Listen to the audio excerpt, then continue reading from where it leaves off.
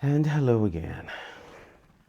This is me, obviously Samuel Alexander, reading the eighth poem.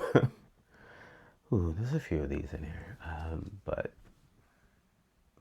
time is moving on, and I'm hoping I can finish these before I have to really admit that I do not have the power to power through.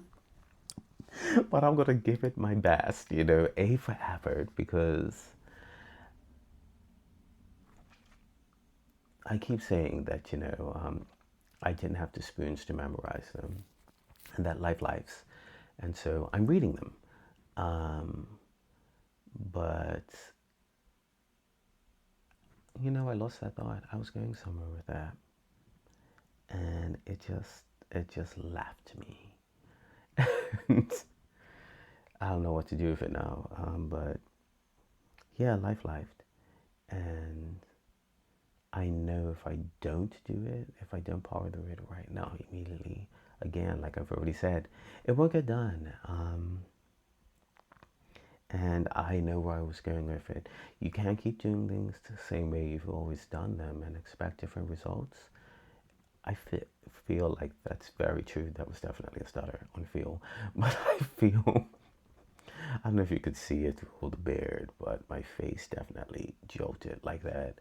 And I could not get feel it. It actually hurts. I don't know if it hurts for other people, but my whole body gets involved in it like that. Like I kind of, twitch, and it's very painful.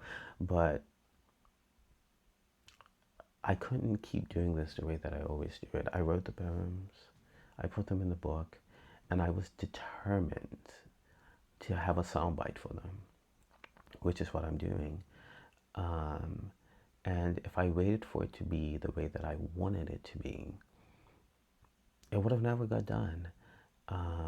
And I kind of have to embrace that this is actually the artist that I am, and hope that it reads well when people get here. So yeah, it's definitely a step outside the box, doing things differently, and hoping to get different and better results. Making my money back would be great, but I'm what 15 or so books in at this point, and still broke. Very low expectations, but it is a personal step forward, and that's something. It's the little things. So I actually believe this one was in the project as well. Um, I think I wrote three rain poems, and so they have what they are after them: rain the story, rain the sound, and rain the feeling, I think, because I like water. you, water definitely features in my poems a lot, like a lot, even if it's ice. Um, I just like the sound of water. I find it very calming. And if I ever strike it rich from these books and I can build my dream house, there's going to be a water filter feature, which will have a water filter. But what I meant was water feature. Um, so this one I wrote when I was a teen as well. Um, and it definitely flows the way my now poems flow, except, you know what? There is no except. um, it does the same thing. This one is kind of like sunset. Like it reads like it's depressing, but it's not. Um, it's actually, when you come to the end, sunset, and let the, music play on the sheet notes of my mind, it rounds out into something beautiful, but I approach it like it's something sad. And I like that. I kind of like minor sounding things if we're talking musically. I don't know, it feeds to me and it calms me, and so that's where I live and breathe. Um, and I like that. And so when I do fun, it's like fun, like ninja. you know, because if I'm going to step outside the box, I'm going to go hard. If I'm going to write something different, I'm going to go for it, but this is not that. I still kind of write like this now, and that's a good 20 plus years later because I'm in my 40s. But that being said, again, this is a poem featured in my series, I See Things in Blue.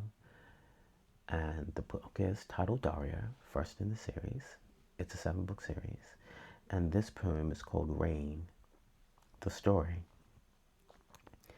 I feel it falling down on me. I see it ever presently.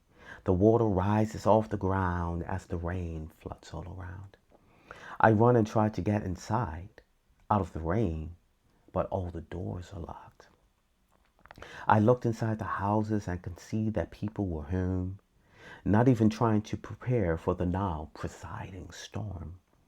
The rain fell down even harder and I cried for someone to let me in. Why doesn't anyone realize that I'm out here all alone? Why do they just turn the other way and leave me stranded in the cold? I waited from house to house, hoping for at least a window to be open, but there wasn't any. I knew that I was doomed to die that day. I finally gave up all hope as the water reached my chin, and I laid back my head and floated in the wind. When the water had reached the roofs and I was about to sink, I saw to my surprise someone swimming out to me. They took me to the rooftop, ensuring I was safe, then handed me a towel to dry, and to me, this, they said. We would have come out to save you, but we knew you'd be okay. If we had opened up our doors, there'd be no house for you to stay. So come on down into my home where it's nice and warm. I'm sorry that you were scared by this tiny, tiny storm. This is how we live here each and every day. I welcome you here today to the town of rain. I felt embarrassed after listening to him as a thought occurred to me. I could have saved the energy I used trying to stay alive, to swim to a roof and get out of the rain. So he took me down into his house away from all the cold, and no longer did I feel so deserted and all alone.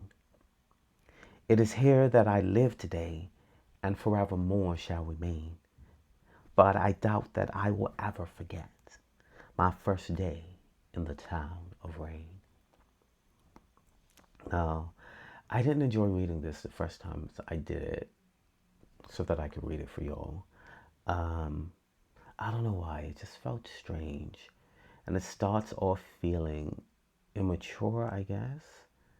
And I was a teenager when I wrote it. But as it moves, it kind of takes on a more solid tone. And I like movement. And a lot of my pieces today do this. They start off somewhere and they pick up pace, like the first poem, Love. And then they just kind of move in kind of like highs and lows, and they land on one conscious idea. And what I like about this one is that ultimately Dario feels like he's drowning and that his life will be over and it will all just end. But his friends save him, and his support system saves him. The father that he didn't have but found in someone else saves him.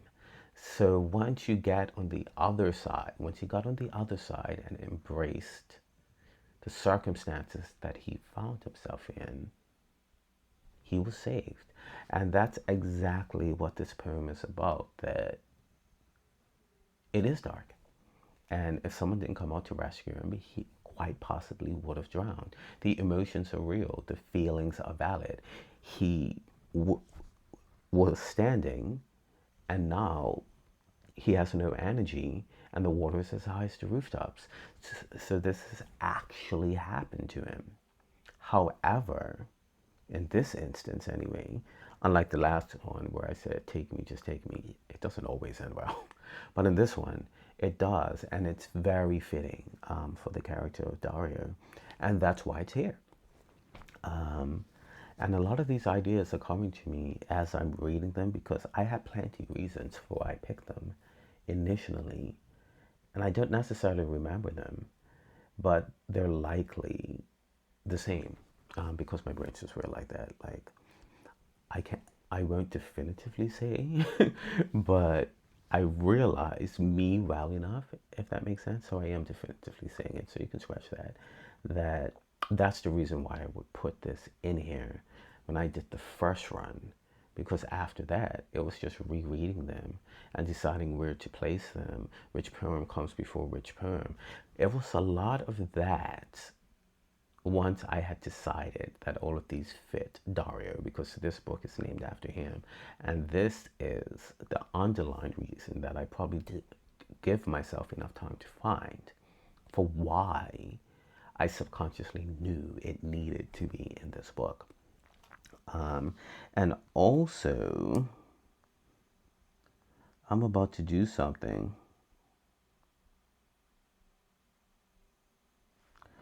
I only have one tiny in here, and it didn't work. This is what I read about small edits. Like, I haven't really changed anything about this except before I say he, I'm kind of vague about the fact that the person's talking to me, and that was intentional because I didn't like saying it. But I do say it once. He took me down into his house. But before that, it just felt weird. So I did that. But one tiny storm was kind of blah.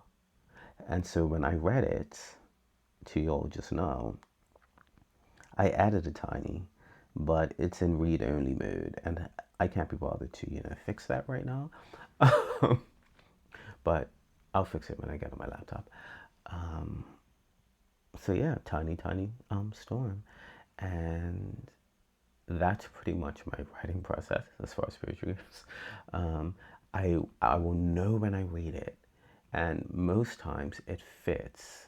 It's just me telling myself, like I said in the last video, where I want to breathe, where I don't want to breathe, and I try to get it as close to the way that I'm actually going to say it on paper. Obviously, I will change things based on rhythm because I keep saying that. And depending on where I speed up and where I slow down, sometimes, I may make a mistake. I'm going to call it a mistake and say something a little bit too fast or a little bit too slow. Or I might not remember the next line, and so I'll stall, and I have to come in a way that seems like it's intentional to make it make sense, which means I've changed the rhythm, and now I have to readjust it to get back to the original rhythm by the way I say the lines. And a lot of having it as close to where I want it allows me to do that the same way with singing, because when you're singing, the music is going to go a certain place. You know the words. If you forget to say a line, you know where the next line is going. You can either find a way to work there, even though you'll be slightly off or slightly behind, so that you can land at one place and bring it all back into the time, or you can just adjust the next line to make it work, or just be like, yeah, I didn't say that line, and just keep it going. So there's something to be said for understanding the rhythm and the pace of something, because that allows you to get back on track if you fuck it up.